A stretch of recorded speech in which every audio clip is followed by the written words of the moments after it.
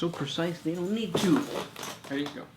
What is up, guys? It's the Sound Alchemist, and I'm here with Gershwan. And today we're back at it, answering your questions in another episode of For the Greater WAAAGH. It's a video series where we answer the questions left by you, the viewer. If you have a question for us, comment down below. Put question in front of your question because we get to those questions first. And if that didn't make sense, sorry, I'll slow down. If you guys hear warhounds barking later, have no fear. It is just warhounds. This question comes from Surfer301. He asks, how do the Space Marines resupply ammo in the heat of battle? Hence the rate of fire from bolters would mean that they would be running out of rounds after 10 minutes. Not necessarily. Space Marines, well, number one, like, the models themselves come with, like, ammo pockets on the side or whatever, cartridges and stuff on the side, so they can just reload that way. But Space Marines are so precise, and that's a really loud, like, boom. They're so powerful in that way that I've never heard that before. Yeah, it didn't even sound like thunder. Yeah, it sounded like an explosion. You're getting Xenos invaded. Yeah, it's the Tyranid Hive fleet. What was I saying? They're so precise. Oh yeah, they're so precise that they don't really need to. They know how much ammo they're gonna need for a specific battle. A great example of this is Astartes Part 4. Really great animation. Check it out. It just shows you the preciseness, the almost robotic like precision of a Space Marine, and they don't even need a bolter to do work. Combat knives all day, every day. Which is what you saw in that movie. It's pretty badass. But yeah. This next question is by Noarius, son of the War Master. Where is Doombreed, and how would he return, and what would happen if he returned? So Doombreed is a very powerful demon. I think it has to do with the Imperial Fists, no? I can't remember. Doombreed? Yeah. I want to say it's the Imperial Fists. But, just think of him as any other demon. They come in, wreck stuff up, but at the end of the day, none of it matters because the Space Marines are the poster boys of 40K, and they're always going to do work. Always. You could have freaking a demon Primarch wrecking stuff up. One Space Marine is all it takes to beat him. So, as much of a threat that demonhood is to humanity, I feel like they're not given enough credit. Like, their effects aren't long-lasting and lingering, or at least that's how it seems like in the lore. Yes. Next question comes from Oni. Why hasn't the Emperor talked to anyone except Gilliman? He's talked to a bunch of people. He's talked to the leader of the Sisters of Battle. He's talked to the Adeptus Custodes. He's talked to Belisarius Call. So he's talked to a variety of people. It's not really about like why hasn't he talked to these people. It's why haven't there been, or why can't more people visit the Emperor? And that's because he's protecting. He's secluded. Yeah, think of humanity having a god. Obviously, not anybody can go up there. Yeah, like when you go to church, you can't just like go up there and touch the little baby Jesus or his cross. Well, I mean, you could, but it's frowned upon. They're like, no, taboo. But like in a church nowadays, you just get yelled at by like the priest, the father, whatever it is. In 40K, you would get killed. Yeah. By two, is it Emperor class Titans that protect the two gates? Yeah. Man, this thunder is insane. Insane in the membrane. Next question. Phala Ediroth. How crazy can self-made lore get while still being acceptable? For example, could you make it so that Necrons can fight for humanity? Could you create your own race, your own religion with its own powers? Well, we were kind of talking about that yesterday, I think, where like the Tau Empire and the Necrons could ally. So if that's the case, then the Necrons could ally with humanity. Yeah. Could they fight forever? Probably not. Yeah, because at the end of the day, each individual race, each individual superpower in the 40K universe has their own agendas, and they're going to clash no matter what. I mean, look at Farsight. He was one of the 3 honored warriors of their whole race.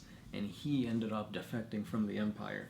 So this goes to show you that pretty much anything can happen in this universe. There's so much ambiguity with the warp playing with time and space, warp storms literally cutting off sections of the universe off. It can give you so many avenues to explore. You could create your own religion, your own chaos god, your own faction of Space Marines. But it gets to a point where it's like, oh, this faction of Space Marines were all Primarchs. That doesn't work. Right. Yeah. So they give you a lot to work with, but at the end of the day, there is a ceiling as to what's acceptable and what's just like, oh, like, this dude's just going all out.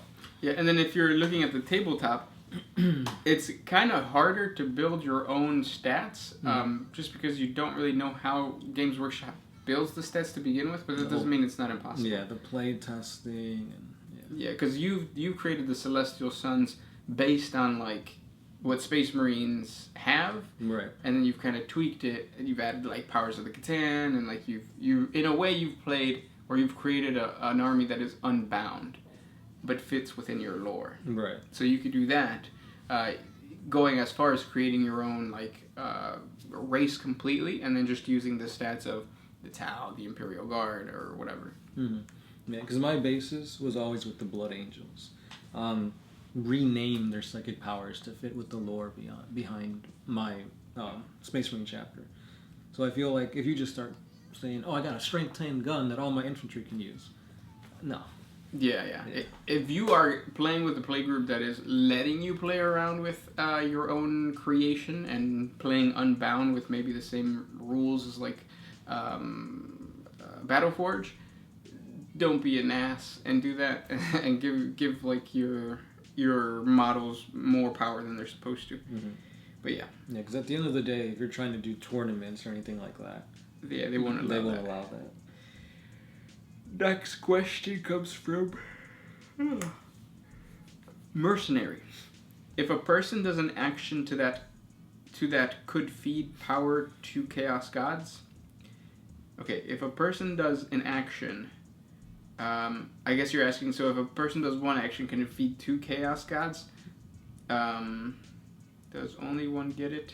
And can both get powered by that? Yeah. So, can one action empower both Chaos Gods? Yes, I think so. Perfection is one of the ones that's kind of funny, because Perfection could be Slanesh, and it could also be Tzeentch, but it could also be Khorne. Right. It could also be Nurgle. You're trying to make the perfect disease. You're trying to be the perfect warrior. Mm-hmm. Trying to lay out your plans perfectly. This is all feeding all the Chaos Gods. It's almost easier to just be Chaos Undivided than to be with one Chaos God. Mm-hmm. But I think if you're 100% devoted to that god, like say, like for example, Angron. Angron's killing things left and right. He's even attained demonhood. But all his actions are going to be bolstering Khorne. Like, I don't think his perfection to being the most bloodthirsty warrior isn't going to feed Slanesh because of that perfection. Because he's already basically sold his soul to Khorne. Yes. Speaking of chaos, Walters Plume, I think that's how you pronounce it. He asks, why does chaos love humans so much? For example, shouldn't Khorne love orcs because of their love for war, and Tzeentch love the Eldar because of sorcery? Why are there too many humanoid creatures or persons in the chaos realms? It's because of how vulnerable they are to the manipulations of chaos. Orcs, even though yes, they are full of rage and they want to fight, they're not as easily conned into worshipping Khorne, because at the end of the day, in their biology, they want to worship Gork and Mork. They want to kill anything that deviates from the might makes right type of mentality that the orcs have, and other orcs to begin with. Like, they're only within their own culture do they accept other orcs, and even then they're just killing each other. Mm-hmm. Same thing with the Eldar. The Eldar are like so psychically sophisticated that they understand that Slanesh is just a giant temptress.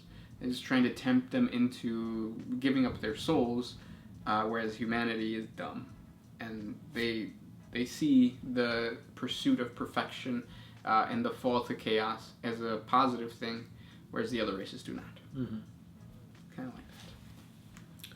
This is a good question by Lord Grey Knight. So we know that in the 40K universe, if you have the right amount of money, you can pretty much buy anything from guns to slaves to even planets. So my question is, can a human buy gene seed and implant them into themselves? Whew. Gene seed is very, very, very rare. It is what creates the super soldiers known as the Space Marines. So because of that, gene seed is a highly valuable asset to the Imperium, but more so to that Space Marine chapter, because it's almost like a disgrace if you lose your gene seed. Or for example, when Magnus, when he destroyed the gene factories on Fenris, that was a huge blow, because now the Space Wolves, they can't create any more soldiers. So I think humanity wouldn't know of the gene seed as much, because again, Space Marines are more of a mythos to them. If they did find out of a gene seed and somehow there was some in a black market, for them to purchase it would be an astronomical, stupid amount of money. And on top of that, you don't know what this gene seed will do to you. More times than not, when gene seed is implanted into the neophytes or the aspirants, they die. Mm-hmm. They don't come out of this process alive. And not just that, but most likely you won't know of the process to become a Space Marine. And that gene seed could be like gene seed from like the salamanders, where you would have to be part of Nocturne to have it fuse correctly with your DNA. So in other words, it's a death sentence. Pretty much what I'm trying to say, yeah. Yeah, because you're also neglecting, if a regular, really rich High Lord decides to do that, you're neglecting all the psychic, what is it called? I forget what they call it, but during the recruitment process or the implantation process, the librarians play a big part in like making sure that the mind accepts the organs. So if you don't have a librarian, you're gonna die. Yeah. So yeah, that's a good question though. Yeah, I really liked it. And for a second, I was like, oh wow, like yeah, maybe we could, that could happen. But yeah. The last question comes from Mr. Tinkles. Are there any worlds that are intact from the Dark Age of technology? If not, is it possible that there's something, but that there are some and they're not discovered? It could be they're stuck in some type of warp storm or some warp anomaly that's like keeping them secluded. If that's the case, though, more than likely they're going to be primitive. Mm-hmm. They're going to have like basic understanding of like farming and stuff like that. They're not going to be successful. Otherwise, they would have been an empire in the Dark Age the Dark Crusade. No, the Great Crusade would have discovered them. Yeah, and chances are, once they're out of this warp storm or whatever, once they actually realize that hey, there's more out there, they're either given two chances: die or become oppressed by whatever superpower notices them first. Basically. Mm-hmm. Those are the questions for today. Good questions, guys. Ask away some more down in the comment section below. Don't forget we have a Patreon. Simple $1 a month helps us create more videos. And we're going to try to figure out what this thunder is all about. This has been The Sound Alchemist. Gershwin. And we are meteorologists.